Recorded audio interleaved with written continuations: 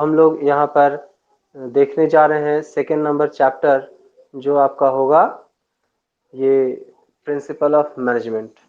जो हमने अभी तक पढ़ा है पहला, nature and significance of management को, उसके जगह पर अब हम लोग यहाँ पर दूसरा चैप्टर देखने जा रहे हैं, वो होगा आपका principal of management. Nature and significance of management में हमने सिर्फ यही जाना है कि मैनेजमेंट कहते किसको हैं, मैनेजमेंट का डिफिनेशन क्या होता है, मैनेजमेंट करते कैसे हैं, मैनेजमेंट का लेवल क्या होता है, मैनेजमेंट में टॉप लेवल, मिडिल लेवल और लोअर लेवल मैनेजमेंट देखा हमने। उसके बाद सारे लेवल का फंक्शन क्या क्या था, किस तरीके से कार्य करते हैं, उसको एक सूत्र में, मतलब जो 5 फंक्शन ऑफ मैनेजमेंट हम लोग देखे, वो सब फंक्शन को कोऑर्डिनेट करने के लिए एक आता है कोऑर्डिनेशन, वो मतलब एक सूत्र में बांधने का कार्य। तो वहां तक हमने अभी तक मैनेजमेंट और मैनेजमेंट के इंट्रोडक्शन को हम लोग देखा है। अब हम लोग यहाँ देखने जा रहे हैं सेकेंड नंबर चैप्टर, वो है आपका principal of management. Principal of management को समझने से पहले हम लोग जान लें प्रिंसिपल के बारे में। मैनेजमेंट तो हम लोग जानते हैं कि मैनेजमेंट क्या है, किसी के साथ मिलकर कार्य करने और कराने की कला। लेकिन सबसे पहले उसको जानने से पहले हमारे पास जानना जरूरी है कि प्रिंसिपल कहते किसको हैं। प्रिंसिपल, जिसको हिंदी में यहाँ पर कहेंगे सिद्धांत।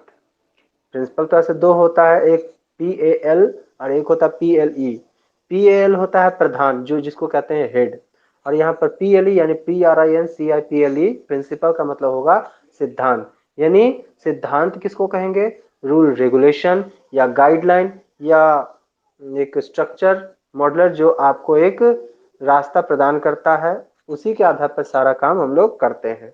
तो प्रिंसिपल हम लोग यहाँ पर वैसा जनरल गाइडलाइन के तौर पर पढ़ेंगे या रूल पढ़ेंगे, जो किसी भी काम को करने के पहले जानकारी रखना होता है। तो यहाँ पर हम लोग जो सिद्धांत पढ़ेंगे वो कौन सा सिद्धांत होगा, वो होगा प्रिंसिपल ऑफ मैनेजमेंट, यानी प्रबंध करने के सिद्धांत को जानेंगे।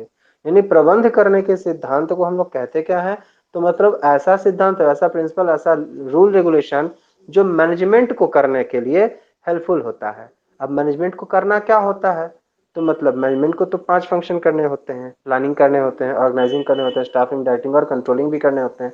ये पांचों फंक्शन को कैसे मैनेज करना है, कैसे अरेंज करना है, किस तरह से उसका सीक्वेंस होना चाहिए, इन सब को समझने के लिए आपका कुछ रूल बना हुआ है, उसको कहते हैं प्रिंसिपल।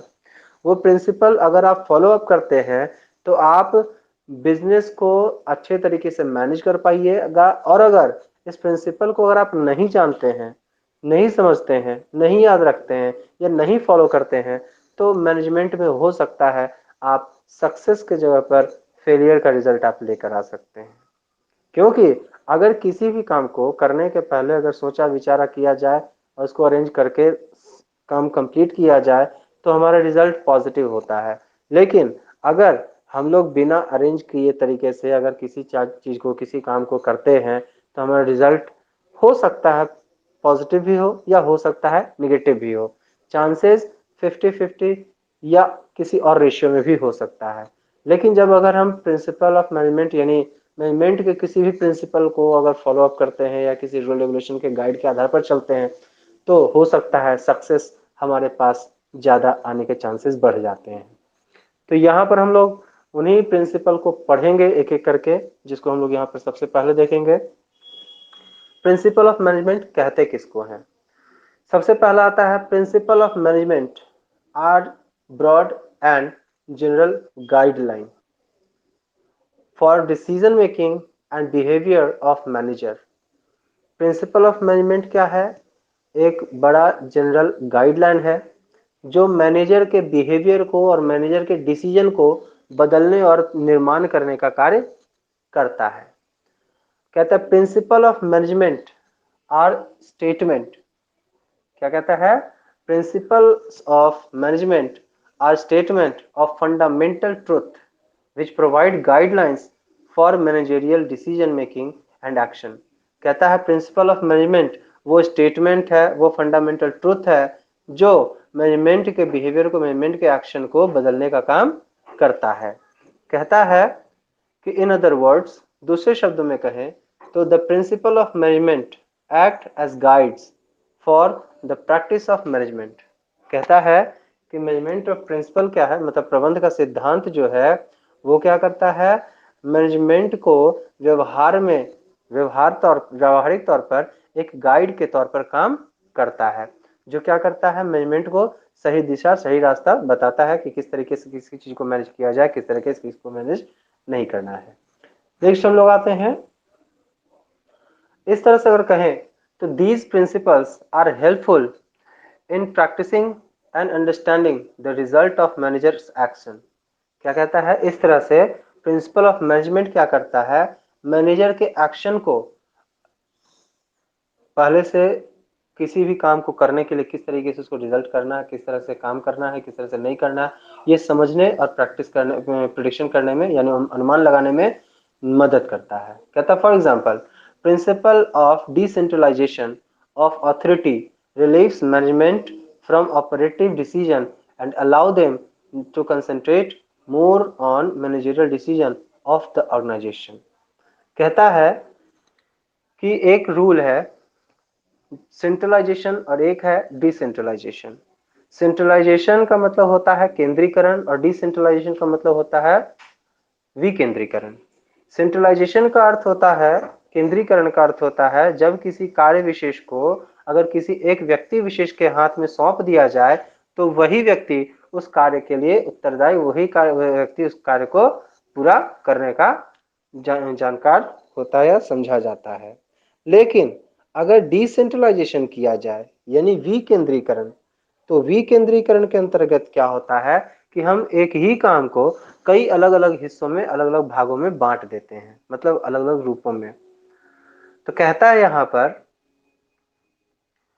कि प्रिंसिपल ऑफ डिसेंट्रलाइजेशन के आधार पर, मतलब विकेंद्रीकरण के सिद्धांत के आधार पर एक मैनेजमेंट के हेड को क्या काम होता है कि वो अपने जूनियर को, अपने नीचे वाले फॉलोअर्स को अपना काम सौंप देता है और वो जो मैनेजर है वो किसी और तौर पर किसी और चीज पर काम पर कंसंट्रेट कर सकता है, दिमाग लगा सकता है। यानी एक काम जो उसको सौंपा गया वो काम अपने निजी कर्मचारियों को जो नीचे हैं उनको सौंप दे और किसी दूसरे काम पर वो खुद को बिजी रखे। कहता है अकॉर्डिंग टू हेनरी फ्योल का कहना है principle of management are of universal nature. Principle of management क्या है, ये यूनिवर्सल नेचर का होता है, मतलब वैश्विक प्रकृति का, and apply to every type of organization, और ये किसी भी ऑर्गेनाइजेशन में किसी भी जगह पर ये अप्लाई होता है। मतलब प्रिंसिपल ऑफ मैनेजमेंट मतलब प्रबंध का जो सिद्धांत है ये क्या है, वैश्विक है, मतलब ये नहीं कि किसी एक जगह ही केवल लागू हो, ये सभी जगह समान रूप से लागू होने वाला सिद्धांत है ना, और ये हर तरह के ऑर्गेनाइजेशन में कार्यशील होता है।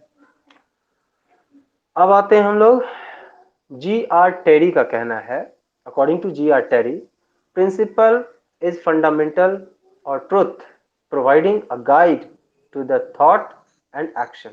कहता है कि प्रिंसिपल ऑफ मैनेजमेंट जो है वो क्या है, एक फंडामेंटल और आधारित सत्य है जो एक गाइड के तौर पर कार्यशील होता और वही कार्य करता है।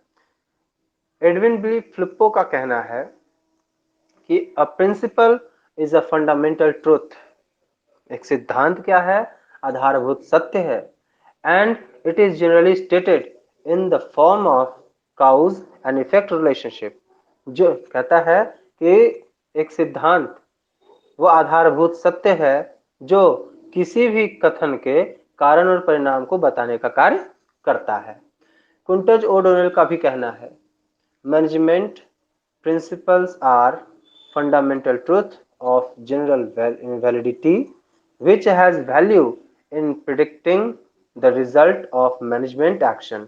कहता है कि प्रबंध के सिद्धांत वो आधारभूत सत्य हैं या कथन हैं जो साधारणतः एक अनुमान के तौर पर लगाने का कार्य प्रबंध के लिए करता है, जिस पर एक अनुमान लगाकर प्रबंधक कुछ भी कार्य कर सकता है और उस पर रिजल्ट वो अधिकतर पॉजिटिव ही रिजल्ट प्राप्त कर सकता है। कहता है on the basis of above definition shows that principles are in the form of that basic truth which explains the relationship between cause and effect। मतलब अभी तक के ऊपर के जितने भी पढ़े गए परिभाषाओं में के आधार पर अगर अध्ययन करें तो इससे हमें क्या पता चलता है कि ये वो सिद्धांत, वो आधारभूत सत्य है जिसमें कारण और परिणाम के बीच के संबंध को व्याख्या किया जाता है। क्लियर है सबको यहां तक?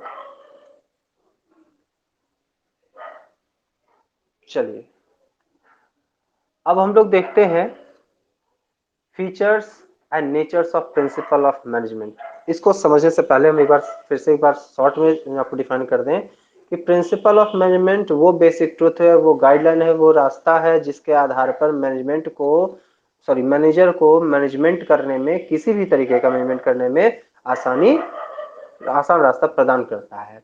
उसी सिद्धांत के आधार पर हम लोग यहाँ पर देखने जा रहे हैं, प्रबंध के सिद्धांत की प्रकृति और विशेषताओं के बारे में जानेंगे कि आखिर प्रिंसिपल ऑफ मैनेजमेंट में क्या क्या विशेषताएं पाई जाती हैं, क्या उसमें ऐसा गुण है जिसको करने के बाद एक मैनेजर एक बेहतर मैनेजमेंट करने के योग्य बन जाता है। और अगर उस मैनेजमेंट रूल को, अगर वो सिद्धांत को दिमाग में न रखे और न याद रखे, न उस पर लागू हो, तो फिर वो रिजल्ट फेल की तरफ कैसे जाता है, उसको हम लोग यहाँ देखेंगे।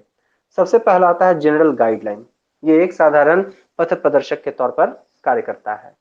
कहता है principle of management are not definite like the principle of physics and chemistry.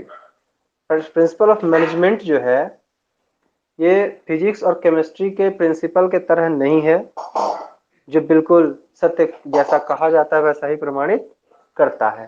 कहता है the principle of physics and chemistry are very clear and definite. Physics और केमिस्ट्री का जो सिद्धांत होता है वो बिल्कुल सत्य और सही होता है। And their outcome can be predicted, और उसका रिजल्ट भी हमको पहले से पता होता है कि अगर हम जैसे केमिस्ट्री का एक रूल ले लेते हैं, हाइड्रोजन के 2 अणु और ऑक्सीजन के 1 अणु को मिलाकर हमारा जल बनता है, तो वो कहीं भी बने, कहीं भी लगाएं, वो नियम जल हमेशा उसी से प्राप्त होगा। यानी हाइड्रोजन के 2 अणु और ऑक्सीजन को एक अणु को मिलाकर हमेशा हमको रिजल्ट क्या प्राप्त होगा? जल ही। तो वो बिल्कुल जैसा कहा गया है वैसा ही रिजल्ट हमको आउटकम प्राप्त भी होता है। लेकिन the principle of management are of the nature of general guideline. लेकिन यही प्रिंसिपल ऑफ मैनेजमेंट क्या है? एक जनरल गाइडलाइन के तौर पर काम करता है। And they can not be applied strictly, लेकिन उसको बिल्कुल कन्फर्म लागू नहीं किया जा सकता है। ऐसा कहने का अर्थ ये है कि इसमें बिल्कुल ये सत्य प्रमाणित नहीं किया जा सकता है कि जैसा कहा गया कि रिजल्ट ये प्राप्त होगा वैसा ही रिजल्ट प्राप्त हो, इसकी कोई गारंटी नहीं है। बल्कि ये एक पथ प्रदर्शक के तौर पर ही कार्य करता है, मतलब एक रास्ता ही बताता है।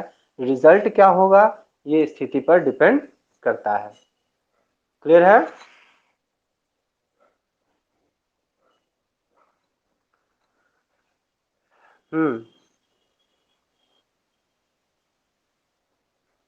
आप पढ़ते जाइए, पहले यहाँ दिख सकता है ना। दूसरा है हमारा found by practice and experimentation. ये प्रिंसिपल, ये सिद्धांत का निर्माण प्रैक्टिस और एक्सपेरिमेंट यानी उनके व्यवहार के पास में लाकर अगर देखा जाए तो व्यवहार जितना दिन प्रतिदिन हम लोग प्रैक्टिस करते हैं और दिन प्रतिदिन एक्सपेरिमेंट करते हैं, नया नया रिसर्च करते हैं, उसके आधार पर हमारा एक प्रिंसिपल बनता है। कहता है principles of management are the result of various problems faced by the professional people.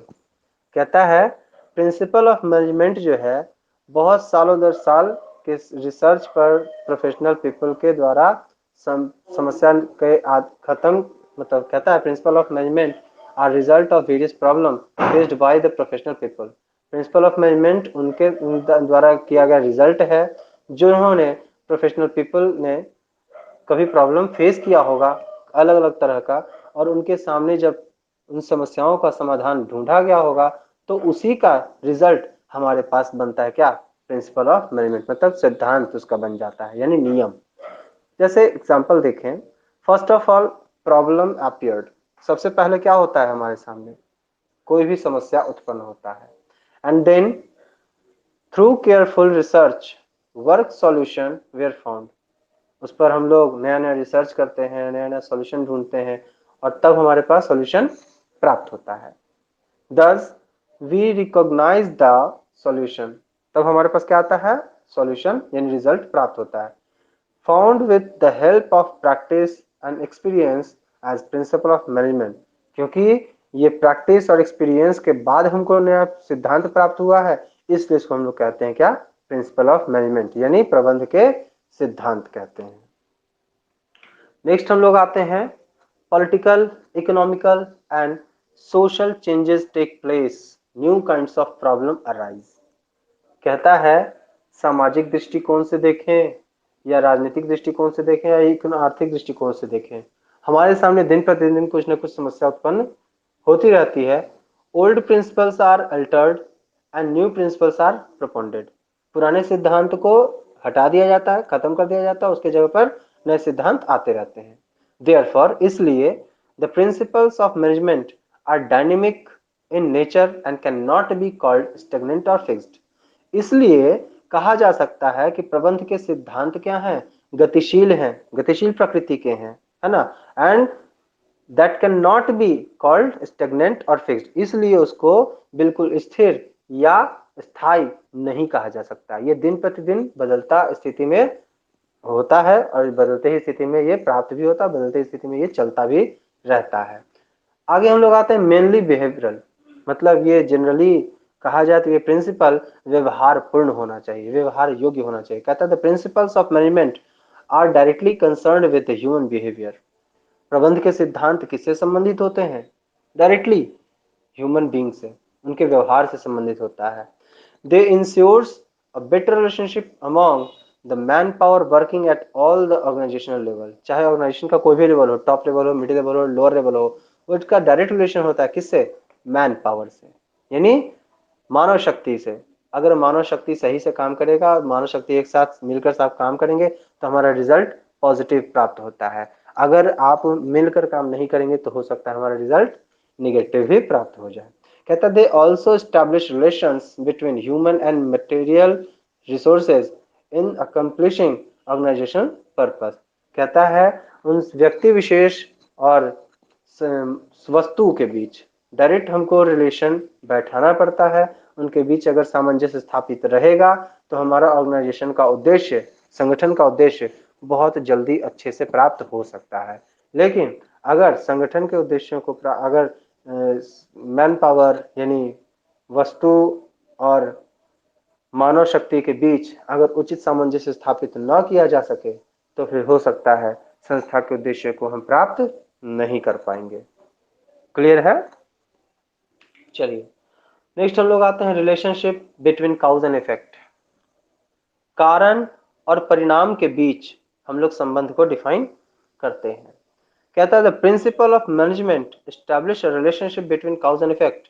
प्रबंध के सिद्धांत हमेशा कारण और परिणाम के बीच सामंजस्य स्थापित करने का काम करते रहते हैं, उनके बीच संबंध को स्थापित करने का काम करते हैं। They specific what the ultimate outcome will be if in the particular situation work is done in a particular manner। इसमें खास करके ये रिजल्ट हम लोग पता करते रहते हैं कि अगर किसी कार्य को करने के लिए इस तरीके से किया जाए या इस तरीके से किया जाए तो उसका क्या रिजल्ट होगा, ये हम लोग पता करते रहते हैं। मतलब कारण और परिणाम, मतलब किसी काम को अगर करते हैं तो उसका क्या रिजल्ट होगा। जैसे हम लोग लॉ ऑफ डिमांड पढ़ते हैं, प्राइस बढ़ता है तो डिमांड घटता है और प्राइस घटता है तो डिमांड बढ़ता है। ये काउज एंड इफेक्ट रिलेशन हुआ ना, वही यहाँ पर प्रिंसिपल भी हम लोग पढ़ते हैं प्रिंसिपल ऑफ मैनेजमेंट में कि अगर किसी चीज का इफेक्ट पड़ा है तो उसका कोई ना कोई कारण होगा, या अगर कोई कारण है तो उसका कोई ना कोई इफेक्ट पड़ेगा ही। तो इसके बीच हम लोग रिलेशन टाइम टू टाइम बैठाते रहते हैं, उसी के आधार पर बनता है हमारा प्रिंसिपल ऑफ मैनेजमेंट। आगे आते हैं कंटिजेंट। कहता है the principle of management are not fixed और परमानेंट। कोई भी नियम या कोई भी सिद्धांत या कोई भी रूल स्थायी नहीं बना है, वो अकॉर्डिंग टू सिचुएशन बदलता रहता है। They are affected by situation और सर्कमस्टांसेस। ये समय और स्थिति के आधार पर क्या करते हैं, बदलते रहते हैं। कहता है therefore the decision to implement them or not is taken according to the situation और सर्कमस्टांसेस। मतलब किसी रूल का, किसी रेगुलेशन का को फॉलो किया जाए या नहीं किया जाए, ये according to situation, according to circumstances प्रभावित होता है और पता चलता है। क्लियर है? अब हम लोग देखेंगे significance of principle of management. यहां तक अभी तक हमने देखा प्रबंध के सिद्धांतों के विशेषताओं को जाना। अब हम लोग यहाँ देखेंगे प्रबंध के सिद्धांत का महत्व। आखिर अगर हम किसी संस्था के प्रबंध को करने जा रहे हैं तो उसका महत्व क्या है, क्यों जरूरी है, इम्पोर्टेंट क्या है, इम्पोर्टेंस क्या रखता है, उस चीज को हम लोग यहाँ पर देखेंगे। पहला है इम्पोर्टेंस या significance, provide useful insight to manager. कहता है ये प्रबंधक को एक अच्छा पथ प्रदर्शन करने का कार्य करता है, एक रास्ता अच्छा से प्रदान करता है। कहता है principle of management make the manager aware about the manner in which he should act in various situations so that he does not repeat the mistake of the behaviors manager of the previous manager. In this way, timely guidance reduces the wastage of resources and the objective can be achieved in a less expensive manner. इस importance या significance के कहने का अर्थ ये है कि अगर पहले कोई प्रिंसिपल किसी भी तरह की कोई गलती कर चुका है तो उस सिद्धांत को अगर हम पढ़ लें पहले से कि हाँ अगर ऐसा कुछ किया जाए तो उससे रिजल्ट हमारा निगेटिव ही होता है, तो हम उसको ना करें।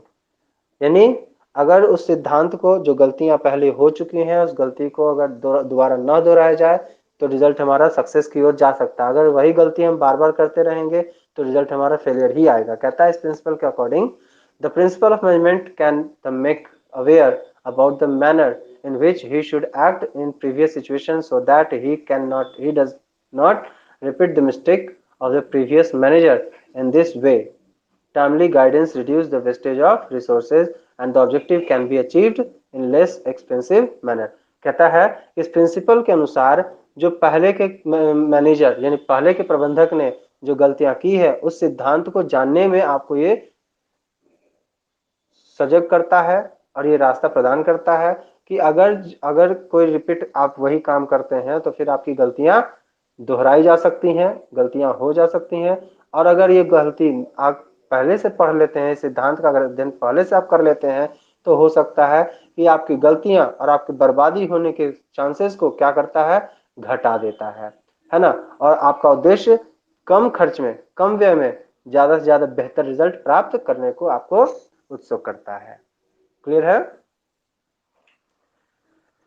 नेक्स्ट आते हैं optimum utilization of resources and effective administration.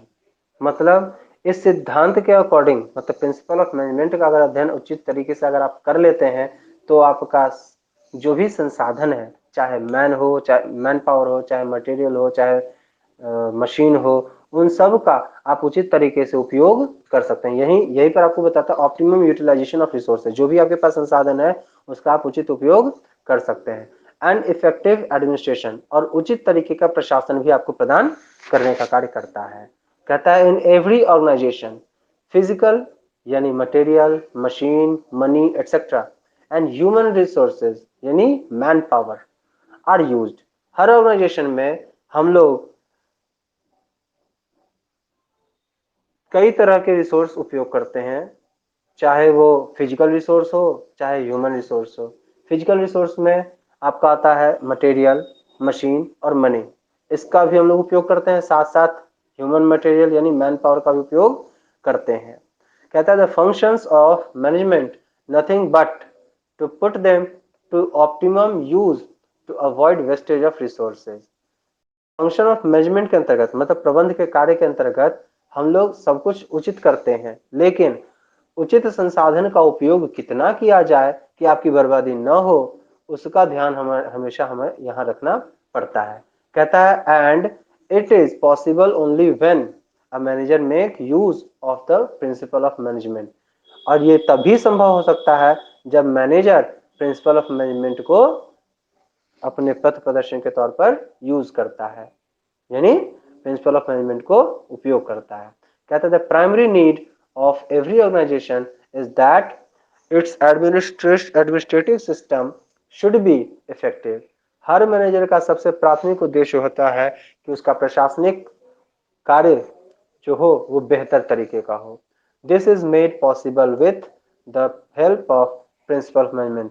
ये भी संभव है तो प्रिंसिपल ऑफ मैनेजमेंट यानी प्रबंध के सिद्धांतों के आधार पर ही. अगला हमारा महत्व आ जाता है साइंटिफिक डिसीजन.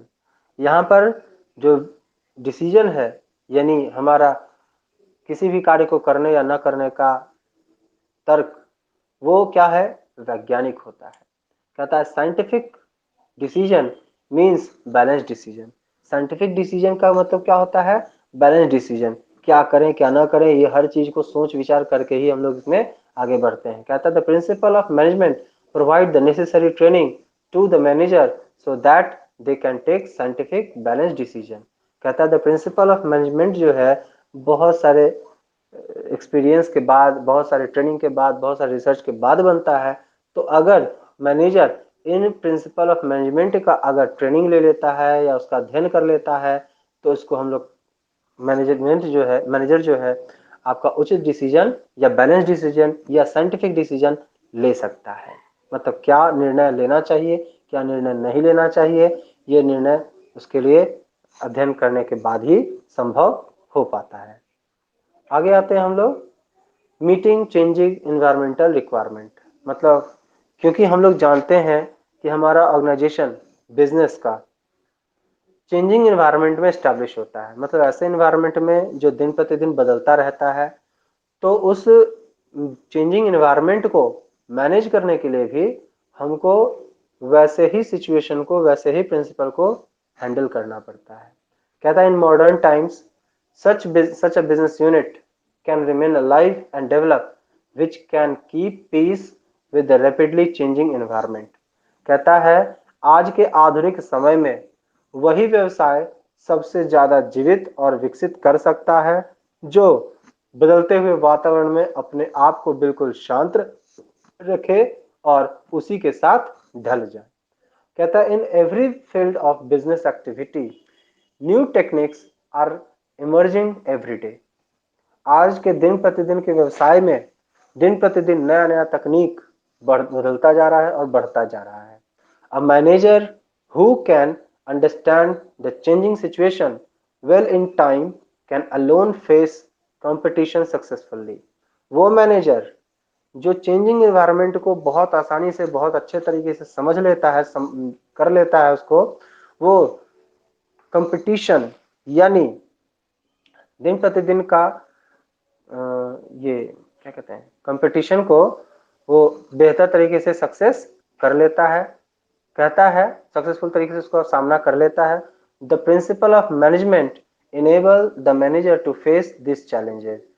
कहता है ये भी संभव हो सका है प्रिंसिपल ऑफ मैनेजमेंट को का अध्ययन करने के बाद ही वो इस तरह के समस्याओं का सामना अच्छे तरीके से कर सकता है. आगे आते हैं हम लोग फुलफिलिंग सोशल रिस्पॉन्सिबिलिटी. एक व्यवसायी और एक मैनेजर का कर्तव्य होता है अपने समाज के प्रति भी, अपने समाज के प्रति भी उत्तरदायित्व को पूरा करना एक मैनेजर का कर्तव्य होता है. कहता है the principle of management increase the efficiency of the manager. जितना प्रिंसिपल ऑफ मैनेजमेंट का अगर हम लोग अध्ययन करते हैं और अध्ययन करने के साथ साथ एक मैनेजर का कार्य क्षमता दिन प्रतिदिन बढ़ता ही चला जाता है. And enable them to fulfil their social responsibility more efficient. Manager can make good quality product and reasonable price available all the time. और वही मैनेजर इस योग्य हो जाता है प्रिंसिपल ऑफ मैनेजमेंट यानी प्रबंध के सिद्धांतों का अध्ययन करने के बाद, जिससे कि वो समाज को एक उचित प्रोडक्ट यानी उचित उत्पाद देने का कार्य कर सकता है, अच्छा बेहतर क्वालिटी का उत्पाद दे सकता है और वो भी बेहतर प्राइस पे, मतलब सस्ते दाम पे बेहतर प्रोडक्ट देने का काम कर सकता है. वो भी कब, जब प्रिंसिपल ऑफ मैनेजमेंट का मतलब प्रबंध के सिद्धांतों का उचित अध्ययन कर ले तब.